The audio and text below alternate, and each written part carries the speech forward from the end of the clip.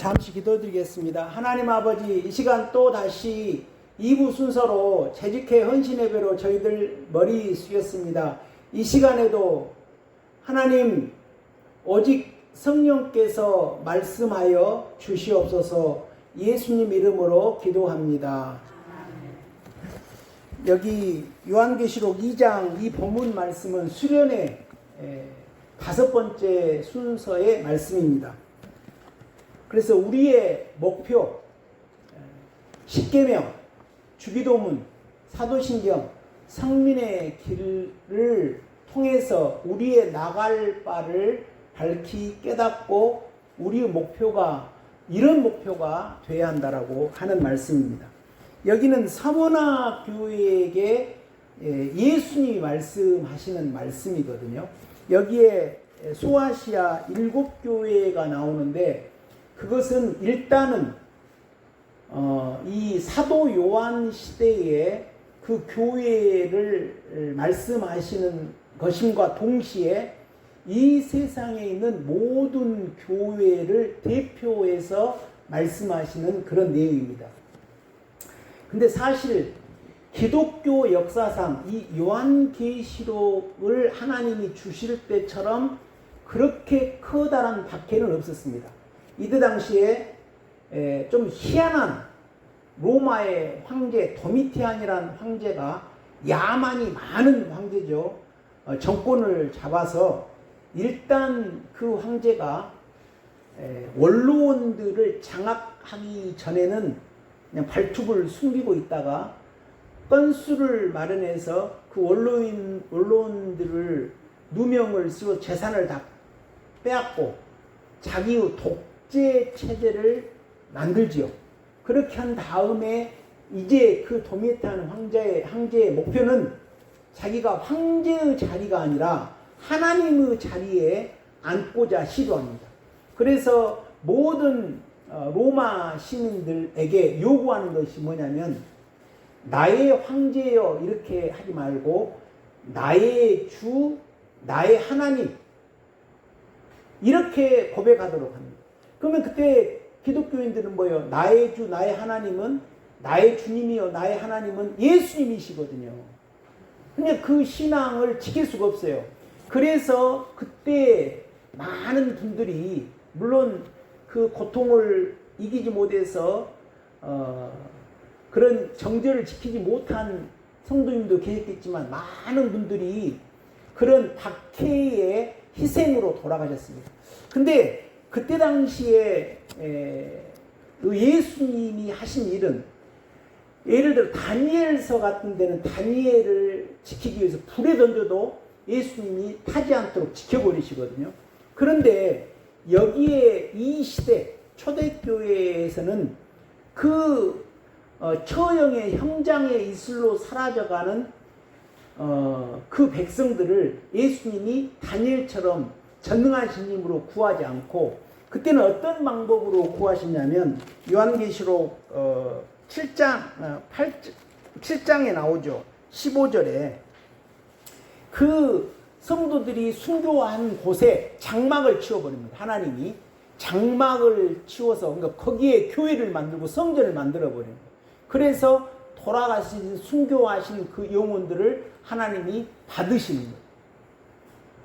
그런 식으로 예수님은 구원의 역사를 이루셨죠. 그래서 나중에 이제 여차여차 해서 결국 그 복음이 그때는 로마의 압제에 무너진 것 같지만 결국 하나님은 그 복음이 로마를 삼키게 데오도시우스 황제 때 예수님 후 313년에 그리고 나중에는 콘스탄티누스 때 기독교가 공인이 되도록 하고 데오도시우스 황제 때 기독교가 국교가 되는 놀라운 그런 역사를 이루시죠. 그러니까 이제 하나님은 그때는 그렇게 역사를 하셨어요. 그 대목입니다. 그러니까 우리가 어렵다 또 나도 인생에 고난이 있다 그렇게 말할 수 있기도 한다지만 실제 이때 당시 초대교회 당시에 이런 환난만 하겠습니까? 그래서 지금 8절에 뭐라고 하시냐면 처음이요 마지막이요 죽었다 살아나신 이라고 말씀하세요. 이분은 누굽니까? 예수님이시거든요. 예수님이 말씀하시는데 너희들이 환난과 궁핍이 안다. 그러니까 그 초대교회 얼마나 환난과 궁핍이 있겠어요. 먹을 것도 없고 어렵고. 그런데 예수님이 뭐라고 하시면 그냥 그들이 부자래요. 지금 죽을 지경인데 너희들은 부자다 이런 거예요. 그런데 왜 부자겠습니까? 예수님이 지키시고 계시고 보호하고 계시고 눈동자같이 보고 계시기 때문에 부자라고 하시는 거예요. 그러면 그때 예수님이 지키신 것처럼 저희들도 예수님이 그렇게 통치하고 계십니다. 내가 경험해봤거든요. 인생이 어떨 때 나는 인생이 여기서 끝났구나. 나는 이제 도저히 살 수가 없구나. 그런데 안 죽더라고요. 그래가지고 그 고통을 지나놓고 나니까 더 내 육적인 삶이요 더 편안해졌어요. 누가 하셨어요? 예수님이 하셨거든요.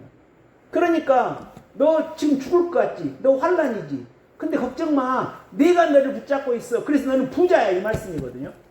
이때 역사하셨던 예수님은 지금 저와 성도님들에게도 우리가 예수님을 배신하지 않고 순종하고 아멘으로 가면 그대로 통치하시는 줄 믿습니다. 우리가 육적으로는 어려워요. 그래서 환난과 궁핍이 있어요. 근데 예수님은 저희들에게 뭐라고 하셔? 너 어렵냐? 나는 전능한 자의 하나님이야. 내게 순종하고 내 안으로 들어와. 교회 생활 충실하고 믿음으로 가봐. 그러면 너가 부자가 돼. 제가 살아보니까 그러더라고요. 내 모든 문제가 예수님의 능력으로 내 능력으로 안 되니까 어떤 사람을 통해 돕고 해서 그 문제를 해결하시도록 하시더라고요. 누가요? 예수님이.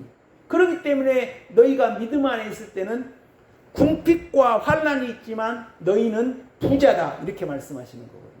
이런 믿음과 그런 주님의 사랑을 입는 우리 성도님들이 되시기를 주님의 이름으로 축원합니다. 그래서 너희들을 박해하는 자들이 유대인이라고 하는 자들이 있는데 그것은 명칭이고 사실은 사탄의 회당이다. 이렇게 말씀하시죠. 그러면서 환난을 받을 것이다. 그러나 환난을 받더라도 충성해서 생명의 면류관을 받아라. 이렇게 말씀하시죠. 무엇을 받으라고 말씀하세요? 생명의 면류관이에요. 우리가 받아야 할 것이 생명의 면류관입니다. 그러면 생명의 면류관을 받기 위해서 우리가 뭐를 해야 돼요? 충성해야 돼요. 충성은 말씀을 이루는 거거든요. 우리가 예배자의 자리에 있는 것을 가장 귀하게 여겨야 됩니다. 예배자의 자리에 있지 않고는 충성할 수가 없어요. 생명의 관을 얻을 수가 없습니다. 가장 먼저가 예배입니다. 그러면서 말씀을 영접해서 제가 일부 때 말씀드린 것처럼 애통해야죠. 하나님 말씀은 빛된 말씀인데 나는 내 죄가 이런 것이다. 지금은 어제까지는 평안했는데 오늘 사건으로 내 속에 요동치는 것이 나오구나. 그럴 때 우리는 어떻게 해야 됩니까? 산으로 도망가야죠. 예수님께 도망가야 됩니다. 내 속이 이렇습니다. 다른 사람과 관계되는 것에 대화를 멈추고 모든 일을 멈추고 예수님께 가서 토해내는 거예요. 그러면 우리가 살 수 있거든요. 이 일을 하는 것이 충성입니다. 물론 마르다처럼 교회 청소도 하시고 또 교회 시설 정비도 하고 이런 일도 해야죠. 근데 그것은 부차적인 것이고 가장 중요한 것이 어떻게 하면 우리가 하나님의 말씀과 일치하지 못하고 있는데 일치하도록 몸부림칠까? 이것이 충성이라고. 이렇게 충성할 때 생명의 면류관을 얻게 될 것이다. 이렇게 말씀하고 있거든요. 그랬을 때 이 초대교회 때는요. 조금 전에 제가 말씀드린 것처럼 도미티안이 죽여요. 막 로마 병사들이. 그러면 죽임을 당합니다. 그럴 때는 예수님이 어때요? 요한계시록 7장에처럼 거기에 성전 장막을 쳐버려요. 그래가지고 구원해 드립니다. 그럼에도 불구하고 예수님은 매정한 것 같지만 신앙을 부정하지 말라고 말씀하십니다. 그러면서 복음으로 이 요한계시록 4장에 그렇게 구원한 성도들이 하나님 나라에 가 있는 모습을 요한계시록 4장에서 보여주시죠. 저는 가장 소망되고 그리고 우리가 이 땅에서 살고 있지만 천국이 어떻게 생길지 모르잖아요. 저는 1983년도 3월 25일 날 이런 LED 빛 같은 그런 빛을 영접한 적이 있거든요. 확! 그래서 속이 시궁창 같이 드러났을 때 그 영화로 그 찬란함, 그것이 여호와 영광이라고 저는 믿습니다. 그 희왕 찬란한 그 빛. 근데 그 빛이 내 속을 비춰주는데 내 속이 새까만 시궁창 같은. 그래서 그것이 여호와 영광. 출애굽기 40장에 모세가 하나님의 임재를 본 것. 그래서 그러한 그 빛의 세계의 천국, 이것을 요한계시록 4장에서 말씀하고 있죠. 근데 거기에 그러니까 순교하신 분들이 거기에 갔겠죠. 충성스럽게 복음을 배신하지 않고. 그랬을 때 그분들의 모습이 두 가지예요. 두 가지. 하나는 흰 옷을 입었고 하나는 생명의 면류관을 쓰였어요. 생명의 면류관. 그러니까 저와 성도님들이 하나님 나라 가기 위해서 두 가지가 필요합니다. 이 생명의 면류관과 흰 옷. 우리는 어떻게 흰 옷을 입습니까? 그리스도의 피로 빠는 거죠. 그래서 요한계시록 제일 마지막에 두루마기를 빠는 자는 복이 있도다 이렇게 결론됐죠. 우리가 예수님의 피로 우리의 죄를 씻는 것, 애통하면서 그리스도의 피를 마시는 것, 그러므로 우리의 영혼의 죄가 씻어지거든요. 그런데 나중에 천국 가는 것은 둘째고요. 그렇게 할 때 우리에게 하나님 주시는 보상이 무엇입니까? 여기가 편안해요. 여기에 천국이 임해요. 내 속에 성질이 나가지고 내 속이 파도가 일어나서 요동이 쳐서 내 성질이 나를 지배할 때는 지옥이 됩니다. 그러나 그것을 토해내고 예수님의 피로 씻고 나서 예수님이 통치할 때는 다시 평안한 하나님 나라가 임하죠. 우리는 그것이 나침판입니다. 아, 이것이 충성을 이루는 길이구나.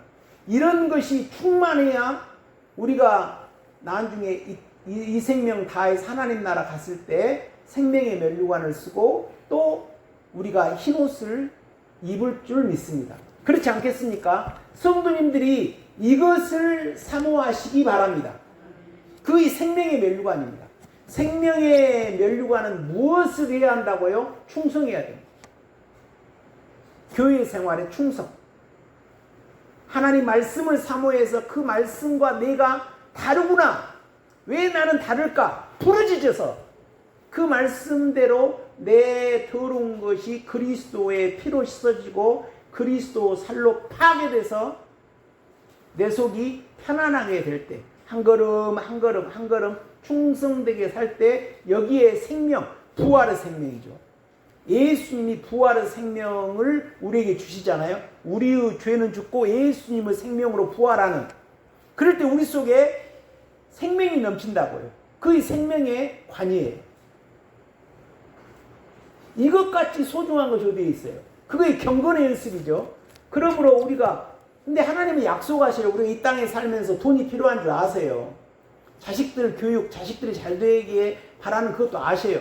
그래서 하나님이 뭐라고 그러셨어요? 너희는 먼저 그의 나라와 그를 구하라. 그러면 이 모든 것 더해줄게 약속하셨잖아요. 우리는 그 하나님의 말씀을 믿어야 되죠. 우리가 할 것은 충성해서 우리의 심령을 생명의 관으로, 생명으로 넘쳐서 생명의 관으로.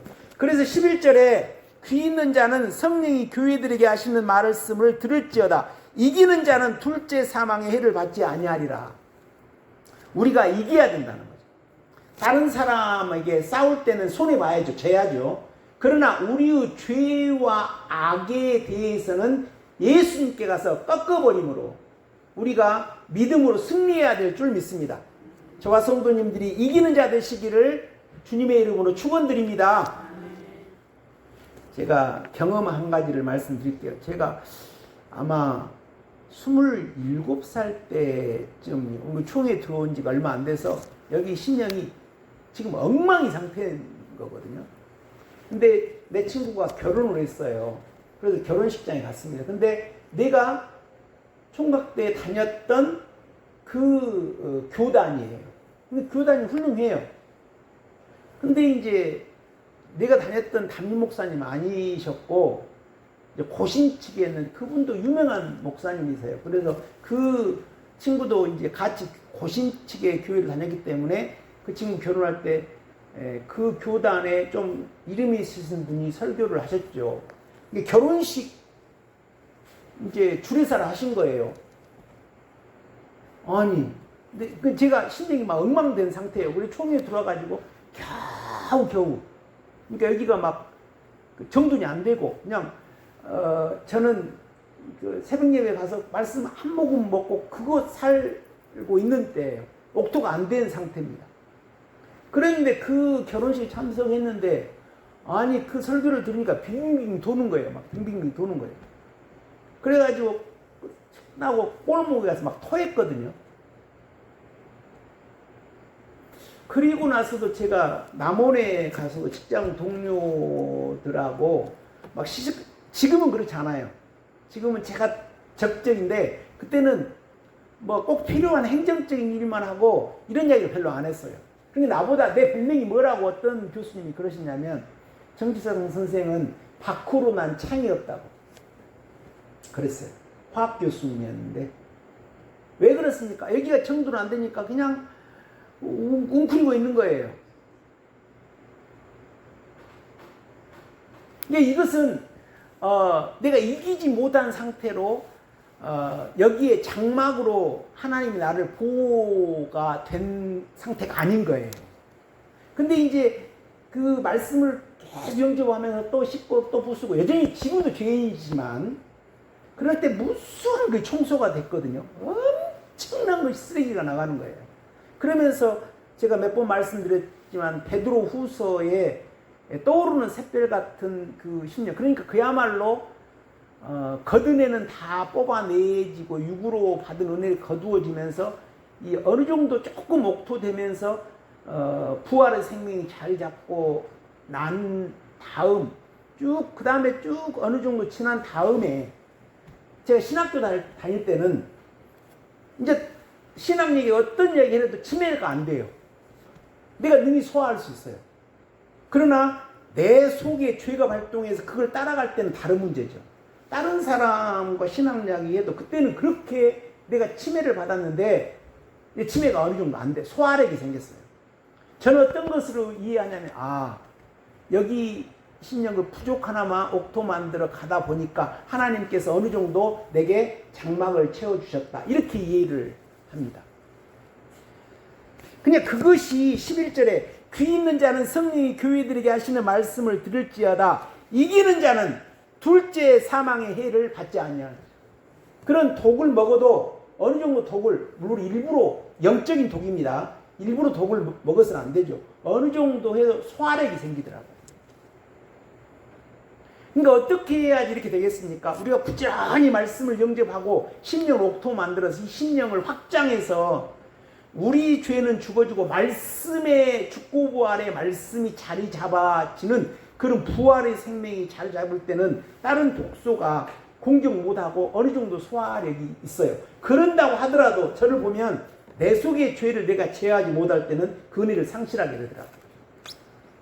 그러니까 저와 성도님들이 이런 신앙의 목표를 나는 조금 이렇게 할 것이야 이러지 말고 나는 내가 충성해서 내 심령을 생명의 관으로 넓게 해서 내가 이겨서 둘째 사망이 나를 침해하지 못하도록 죽고 부활의 생명이 내게 충만한 그런 분량에 이르겠다. 이런 포부를 우리 재직 되시는 우리 성도님들께서는 갖기를 소망합니다. 성도님들 여기 몇 분은 오랫동안 충성스럽게 신앙생활 했잖아요. 이것이 이 말씀이 하나님께서 우리에게 주시는 말씀입니다. 그래서 이기는 자가 되어라. 그래서 저 영원한 하나님 나라의 hin옥과 생명의 면류관을 이 땅에서 부지런히 그의 나라와 그를 구함으로 이루어라. 저는 이걸 경험했어요. 그때는 오직 했으면 제가 꼭 필요한 행정적인 이야기만 하니까 저한테 정 선생은 밖으로 난 창이 없어. 쌀뜨게 말하면 내 심령이 상처를 입거든요. 근데 지금은 그렇지 않아요. 그렇게 해도 다 소화력이 생겨요. 그렇게 되더라고요. 그래서 우리도 이러한 목표, 우리 오경교회 재직되시는 성도님께서는 내가 이제 각오해서 충성해서 내 영원한 생명의 관을 내가 얻겠다, 이런 결단을 하시고 오직 하나님을 바라보고 충성되게 나가시기를 소망합니다. 기도하겠습니다. 하나님 아버지, 오늘 또 거룩한 주의를 허락해 주옵시고, 우리 이 시간 재직되신 신령들 이렇게 재직 헌신의 배로 하나님 앞에 머리를 숙였습니다.